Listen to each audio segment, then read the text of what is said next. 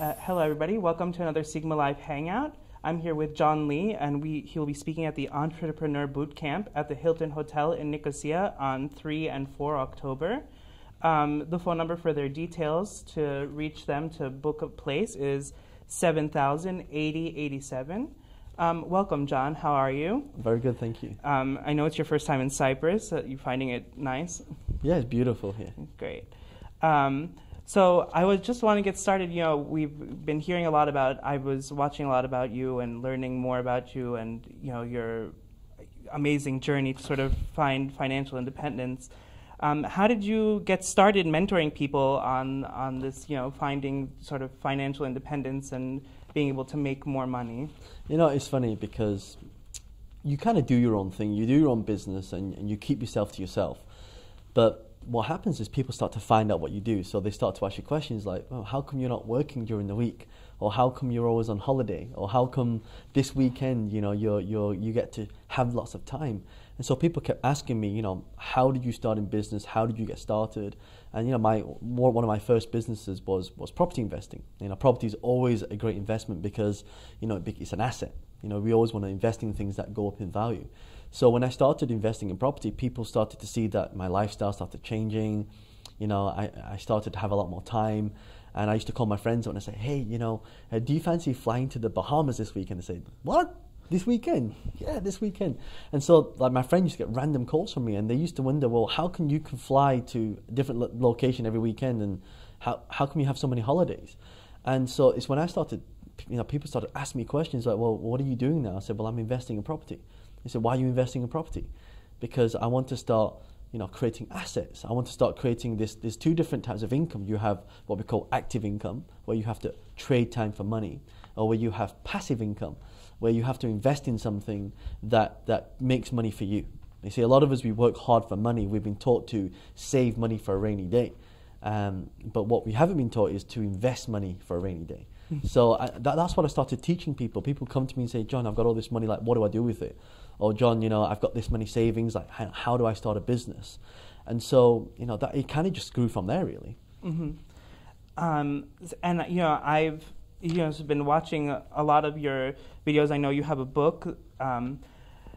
And, you know, I remember, you know, watching and you mentioning, you know, you've taken a lot of financial risks in the beginning because it was really, you know, you have to risk big to make big.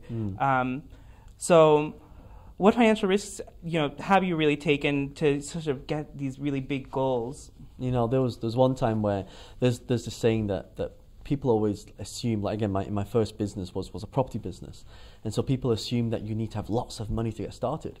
And, you know, I never believe there's a lack of money. What I believe is there's a lack of creativity. So there's one time where, you know, I had the opportunity to buy a house at a very big discount. You know, the property was on the market for 185,000, and, you know, I managed to get offered to me at 85,000. So when I made the offer, I said, well, I'll give you 85,000. I didn't have 85,000. Yeah. So, you know, I had to go out and find the money. And, you know, one of the risks was, you know, we all get taught that we shouldn't be taking on debt. And I think that's a bad thing because, you know, if you don't take on debt, you can't use debt to grow. Mm-hmm. You know, it's like people won't start a business unless they save up the money, or they won't buy a house until they've saved a deposit. Well, I believe that you should use money to, you know, earn more money and to earn a bigger income. So, you know, my financial risk was I would go to all these banks and take out as much money, literally millions and millions and millions, and I would use that money to, you know, to invest in property, to invest in businesses, you know. And I guess one of my first risks was to quit my job. You know, I didn't like working in the job, so, you know, I said I got to start my own business. I want to become my own boss. So then I would borrow money from friends, family at a risk because, you know, not really knowing how I would pay it back. Yeah. But, you know, there's a saying that when you start a business, you always find a way. I think the other thing that I've found really interesting is that you guys, you know, you've been saying that it's good to have a mentor. So why would you say someone needs a mentor in this process? Well, it's a bit like this, Nick. You know, if you're going to jump out of a plane, you're not just going to go in a plane, go 30,000 feet up and jump out of a plane. You know, that's ridiculous because you need training, you need to know how, and you need to learn before you can earn. I mean, isn't that what we all do when we go to school? We go to school so we can learn an expertise, so we can get a job. and then we can then earn an income from that. So it's the same. If you want to become successful, you've got to find someone who's been there and done that. You know, if let's say I want to get the body of Arnold Schwarzenegger, you know, I'm not going to go to someone who doesn't have that body. I'm going to go to someone who's already been there and got that result. And so what I want to do is model the process. Because what happens is when people are successful, success leaves clues. And there's little things that happen along the way that you can do. For example, you know, if you want a chiseled body, for example, and you want a body of a Arnold Schwarzenegger, then there's certain things you have to eat, there's certain rest times you have to rest, there's certain training patterns, there's certain foods you have to eat, there's certain interval intensity training that you have to do. There's very specific things that you have to do in order to achieve that result. And it's the same in business.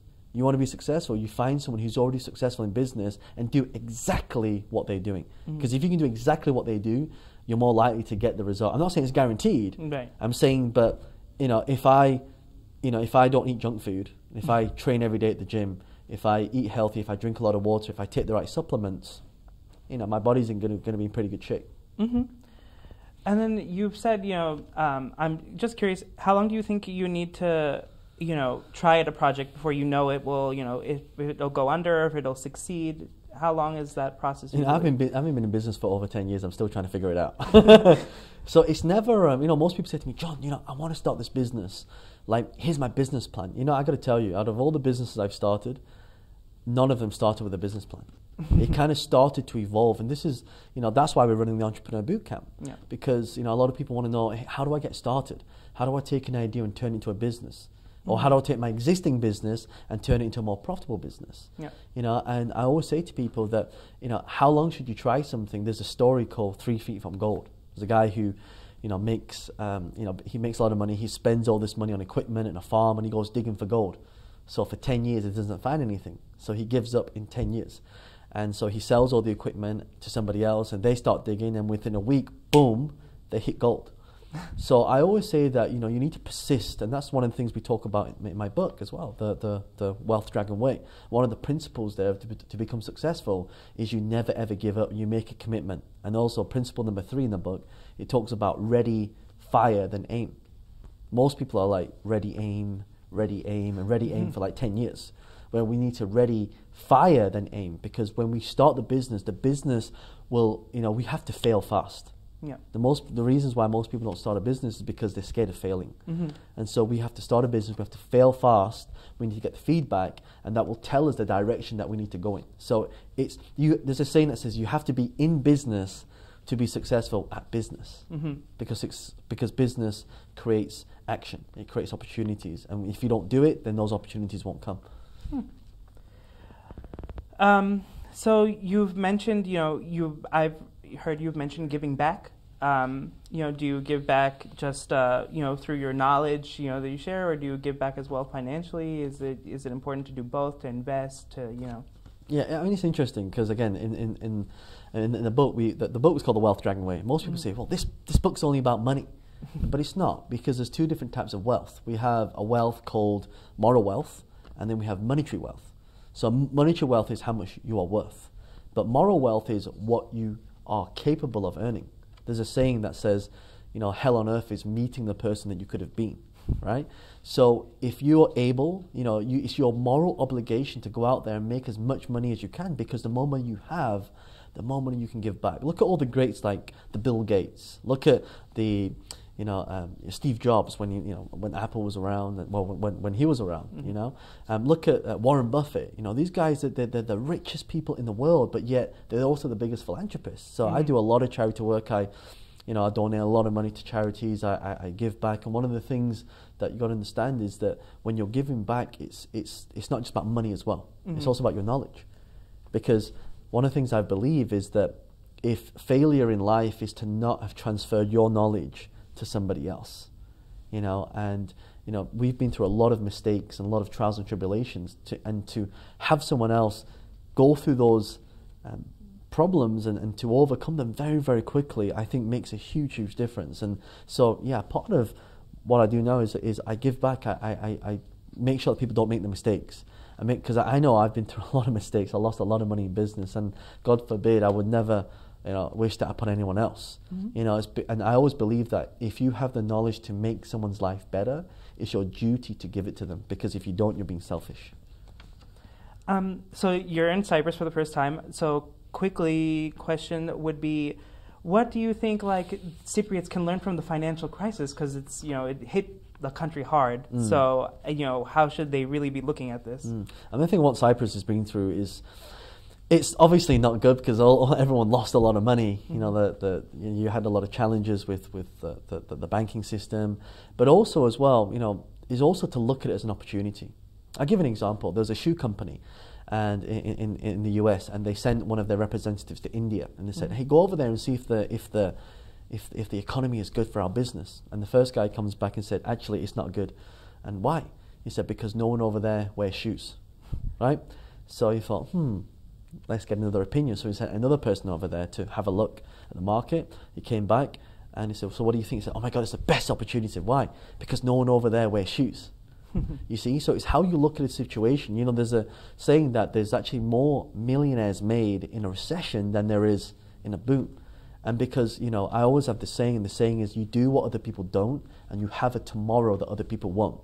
And so now the thing in Cyprus, there's a great opportunity, because now, you guys have been hit hard. But let's take that opportunity and fight back. Let's stand up. And it's not how hard we get hit. And my business partner, Vincent Wong, always says to me, it's not how hard you get hit, it's how hard you can get hit and keep on going. That's how winning is done.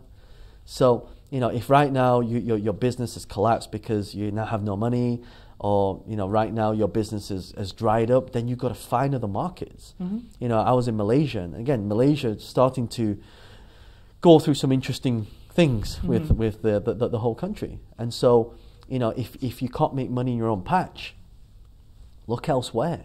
You've got the whole world. We have technology now that allows our business to be in one click in front of millions of people all around the world. So I said, my advice to people is, if you don't know how, learn. If you don't have the time, make time. And if you really want to succeed, find someone who's been there and done that, and learn from them. Ask them how they did it. Because, there's been a time in my journey where I lost everything. I had to move back home. I had to stay in my mum's spare room. All my friends around me was like, "Oh, you're a loser. I told you would never make it." And it was kind of like, well, if you're still breathing, the battle is won before it's even fought. So you got to learn before you can earn. You got to find people. You got to surround yourself with the right people as well, who have been there and done that. Wow. I want to thank you for coming and taking time to speak with us about this entrepreneur boot camp and what your financial advice is for people. It's really informative, really great. Thank you so much, John, for coming and seeing us. I hope everyone catches him at the entrepreneur boot camp in the Hilton at Nicosia.